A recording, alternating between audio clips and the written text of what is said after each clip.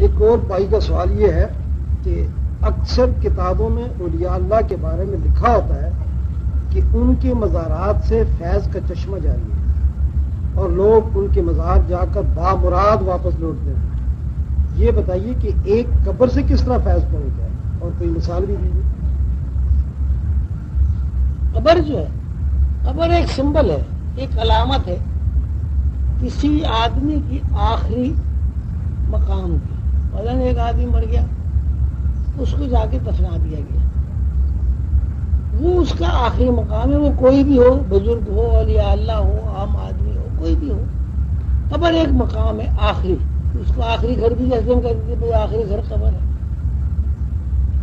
قبر کا جہاں تک تعلق ہے، قبر کی اپنی حیثیت آخری مقام کے علاوہ کچھ نہیں. دوسری بات یہ کہ جب جسم قبر کے اندر چلا جاتا ہے تو شہداء اور انبیاء کے علاوہ ایسی شہادت نہیں ملتی قرآن پاک سے کہ جسم جو ہے محفوظ رہے ہو. شہداء کے جسم اور انبیاء علیہ السلام کے جسم اور مخصوص ان اولیاء اللہ کے جسم جو اللہ تعالیٰ کی نظامت کے کارندے ہیں، اس کے علاوہ کسی کی بھی جسم قبر میں محفوظ نہیں رہتا. مٹی ہو جائے، مٹی میں مل کر مٹی بن جاتے ہیں. اب جب وہ مٹی بن گئے تو فیض کیسے حاصل ہوگا؟ سوال یہ ہے کہ ایک آدمی زندہ ہے، زندہ آدمی سے فیض حاصل ہے.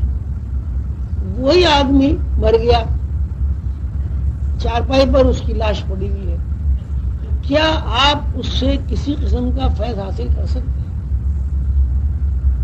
ہیں بھائی؟ تو اس کا مطلب ہے جسم سے فیض کا کوئی تعلق نہیں، اس جسم کے اندر جو روح تھی اس سے فیض کا تعلق ہے. یہ بہت غور طلب بات ہے. ایک آدمی زندہ ہے، چل پھر رہا ہے، وہ آپ کو فائدہ بھی پہنچا رہا ہے، نقصان بھی پہنچا رہا ہے، آپ سے خوش بھی ہو رہا ہے، آپ سے ناراض بھی ہو رہا ہے. وہی آدمی مر گیا، اس کے ہاتھ پیر بھی ہیں، آنکھ ناک بھی ہے، وہ چارپائی پہ لیٹا ہوا ہے، آنکھیں بند کی ہوئی، مرا. اس سے آپ کو کوئی نقصان پہنچ سکتا ہے، کوئی فائدہ پہنچ سکتا ہے؟ نہیں پہنچ سکتا. تو اس کا مطلب جسم کی کوئی حیثیت نہیں. تو جسم قبر میں ہو مرنے کے بعد، یا مرنے کے بعد جسم زمین کے اوپر چارپائی پر ہو، اس سے کوئی فائدہ نہیں. تو فیض حاصل ہوتا ہے روح سے. تو روح مرنے کے بعد نہیں مرتا، روح کے اوپر چونکہ موت وارد نہیں ہوتی، اس لیے جب ہم کسی اولیاء اللہ کے مزار پر جاتے ہیں اور وہاں جا کے اپنی استدا بیان کرتے ہیں تو دراصل ان کی روح سنتی ہے، اور روح جو ہے وہ ہماری مدد کرتی ہے. کچھ لوگوں کا یہ خیال ہے کہ قبر پہ جا کر مانگنا جو ہے وہ شرک ہے. اس لیے شرک ہے کہ صاحب لوگ کہتے ہیں جی، کوئی کہتا ہے جی بیٹا دو، کوئی کہتا ہے جی ہمارا کاروبار کر دو، کوئی کہتا ہے جی فلاں نے ہمارا کام کر دیا. تو اگر کوئی بندہ قبر پہ اس نیت سے جاتا ہے کہ نعوذ باللہ قبر میں اللہ میاں لیٹے ہوئے ہیں، پھر تو یہ شرک ہے. لیکن اگر کوئی بندہ اس لیے جاتا ہے کہ قبر میں ایک بزرگ ہے اور بزرگ کی روح ہے، اس روح سے آپ کوئی سوال کرتے ہیں، استدعا کرتے ہیں، اور وہ روح اللہ تعالیٰ کے حضور دعا کرتی ہے، تو اس میں کوئی ایسا بات سمجھ میں نہیں آتی جس کو آپ کہے تھی ناجائز ہے. روح نے اللہ سے رابطہ کیا. جس طرح یہاں روح رکھی ہے، آپ کا ایک باپ ہے، آپ کہتے ہیں ابا دعا کرو، لیکن وہی ابا جب مر جاتا ہے آپ اس سے یہ نہیں کہتے کہ دعا کرو. کیوں؟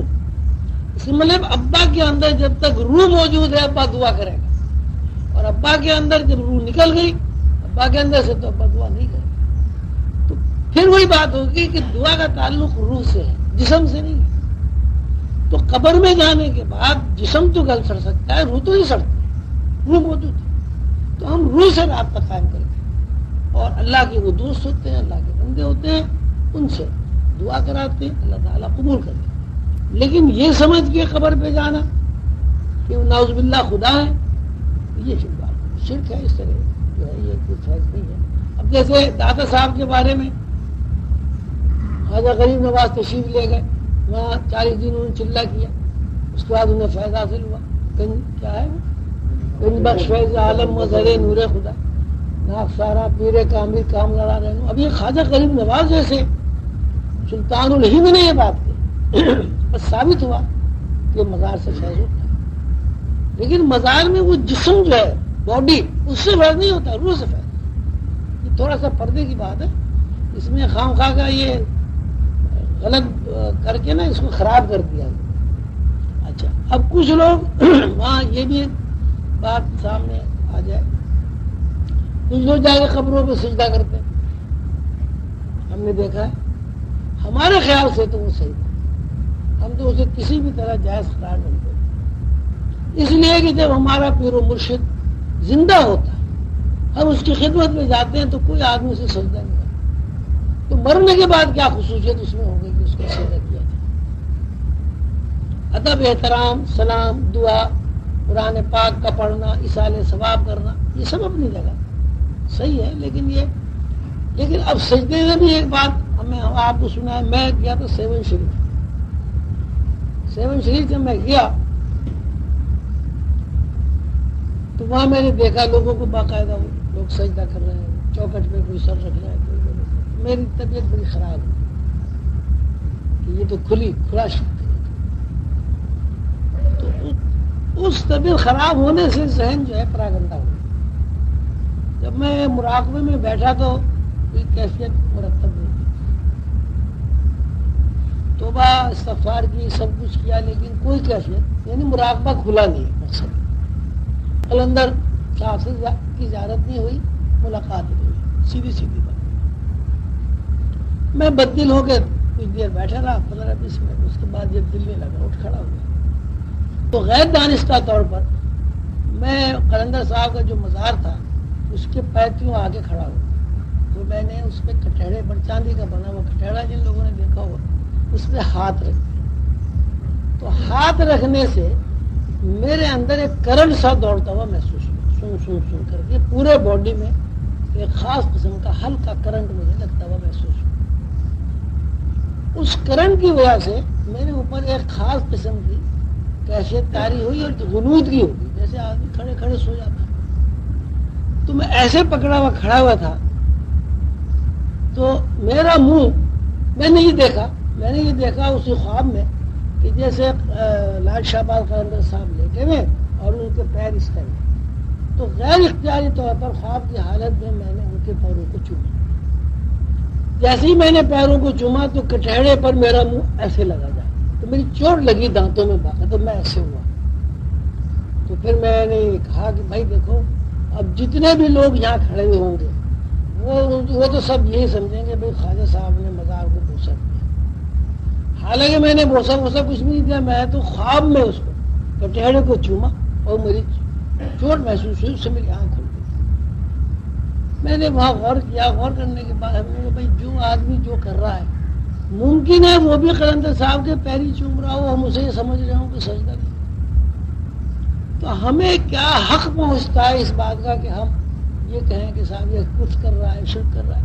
بھائی تم جس کام کے لیے جاتے ہو وہاں جاؤ، اپنا کام کر کے آ جاؤ۔